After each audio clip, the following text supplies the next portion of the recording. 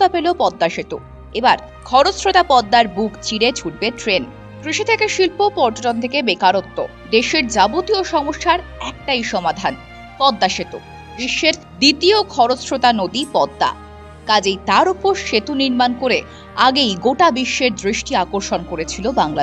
अस्सलाम वालेकुम व्यूअर्स, मैं हूं एहसान खान और आप देख रहे हैं हमारा यूट्यूब चैनल एहसान रिएक्शन विद एहसान। मैं उम्मीद करता हूं आप जहां भी होंगे एंजॉय करते होंगे, मज़े में होंगे और फिटफाट होंगे।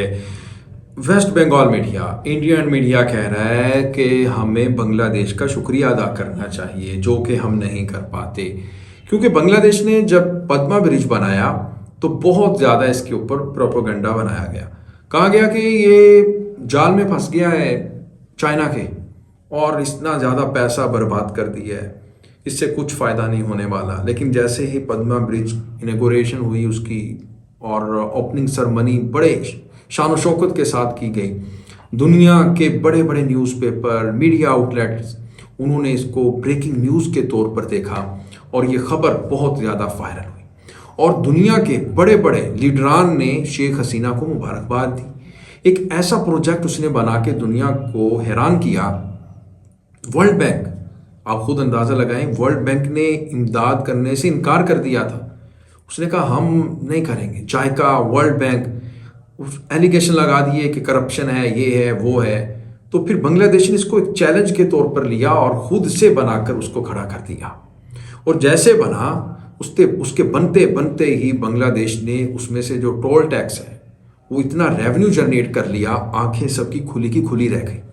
अब एक तरफ आप देखें कि पद्मा ब्रिज है, अब जो रेलवे प्रोजेक्ट है, पद्मा रेलवे प्रोजेक्ट, वो कंप्लीट हो चुका, इनॉग्रेशन हो गई उसकी। और जैसे इनॉग्रेट हुआ, अब उसके बाद जो इंडियन मीडिया है वो कह रहा है कि बांग्लादेश का हमें शुक्रिया अदा करना चाहिए, बांग्लादेश का तो फायदा हो ही रहा है, लेकिन उसके साथ साथ हमारा भी हो रहा है। ढाका से कोलकाता पहले इतना ज़्यादा टाइम लगता था, अब आप सिर्फ 4 घंटे में आ सकते हैं ढाका से कलकत्ता, और कलकत्ता से ढाका जा सकते हैं ये पद्मा रेलवे प्रोजेक्ट बनने से। अब आप देखें, खुद अंदाज़ा लगा सकते हैं कि अगर किसी ने जाना है कलकत्ता में वो सिर्फ 4 घंटे में जा सकता है। फिर वो ये कह रहे हैं कि मंगला पोर्ट की भी अहमियत बढ़ चुकी है, मंगला पोर्ट हम अब इस्तेमाल कर सकते हैं। और फिर खुलना, जो आपको बताएं सिटी है बांग्लादेश की, वो पहले जनाब 11 घंटे की मुसाफत से 21 घंटे की मुसाफत से वो तय होता था 11, अब वो आप जनाब सिर्फ 2 से 4 घंटों में जा सकते हैं। यानी इतनी उसमें मुसाफत कम हुई है, आप अब बहुत ही जल्द फास्टली वहाँ पर पहुँच सकते हैं। ये भी तो देखें ना, एक चीज़ ये भी है, यानी कम्युनिकेशन गैप वो ख़त्म हो गया है। और आपकी इंपोर्ट एक्सपोर्ट्स और फिर उसके आपको कंसाइनमेंट्स, आपको पता है कि बांग्लादेश इकोनॉमिकली फिर इंडस्ट्रियल कंट्री के तौर पर देखा जाता है। ये भी तो चीज़ें हैं ना। अब इसी के ऊपर वीडियो मैं चाहता हूँ कि सबसे पहले ये हम वीडियो देख लें कि आखिर एहसास हो ही गया है इंडिया को कि वो कह रहा है कि इसका फ़ायदा भारत को भी हो रहा है और हमें शुक्रिया अदा करना चाहिए, जो कि हम नहीं करते, करना चाहिए। आइए वीडियो देखते हैं। वीडियो देखने से पहले मेरी आपसे हमेशा की तरह ये दरख्वास्त है, जो दोस्त हमारे चैनल पर नए आते हैं, अभी विजिट किया है तो काइंडली चैनल को जल्दी से सब्सक्राइब कर दें और बेल आइकन भी प्रेस करें। वीडियो को लाइक भी किया करें, कमेंट सेक्शन में आप अपनी फीडबैक से हमें जरूर आगाह भी किया करें। ले जी वीडियो देखिएगा। 3, 2, 1 एंड क्यू। বাংলাদেশের দক্ষিণ এবং দক্ষিণ পশ্চিমাঞ্চল এখন একেবারে হাতের মুঠোয়।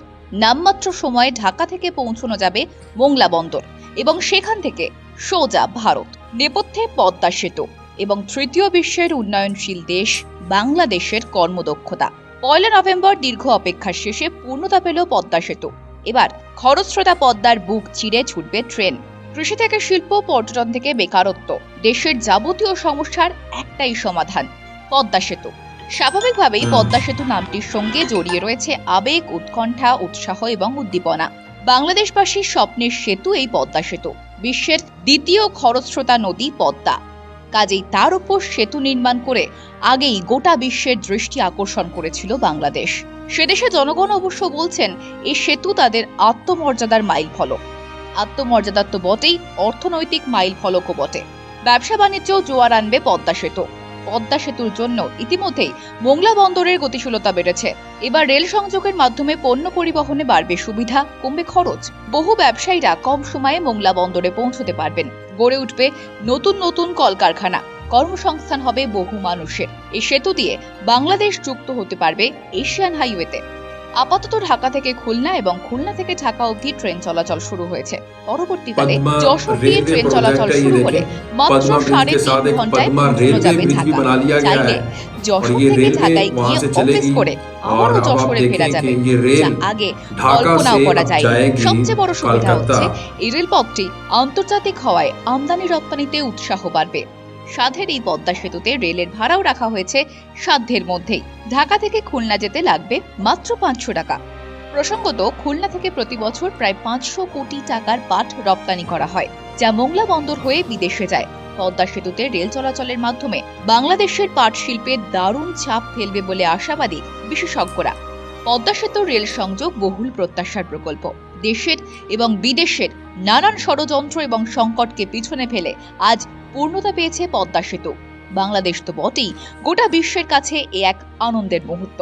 প্রমত্তা পদ্মার বুকে এই বিস্ময়কর ইনফ্রাস্ট্রাকচার তৈরি করা বাংলাদেশবাসীর আত্মবিশ্বাস বাড়িয়ে তুলেছে। আজ এই বিস্ময়কর সেতুর হাত ধরেই স্মার্ট বাংলাদেশের দিকে এগিয়ে চলেছে দেশটি। বিজনেস প্রাইম নিউজ, জীবন হোক অর্থবহ। ले जी, आपने ये वीडियो देखी, वेस्ट बंगाल मीडिया इसके ऊपर बात कर रहा था और वो पद्मा रेलवे के बारे में, ब्रिज के बारे में बात कर रहा था कि जनाब अब उसकी इनॉग्रेट हो गया वो, और उसके बाद अब जो सफ़र है वो बहुत कम, जो घंटों का सफ़र था वो मिनटों में तय होगा।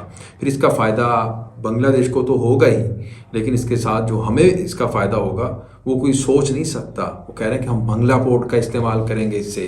फिर वो कह रही हैं कि इसका इस्तेमाल करते हुए पद्मा जो रेलवे ब्रिज है इसका इस्तेमाल करते हुए जो टूरिस्ट हैं बांग्लादेश से वो आएंगे, हमारा जो वेस्ट बंगाल का जो टूरिस्ट जो स्पॉट्स हैं बहुत ज़्यादा वो ग्रो होंगे, हम इससे पैसा बहुत ज़्यादा इकट्ठा कर सकेंगे, लोग आएंगे, टाइम कम लगेगा।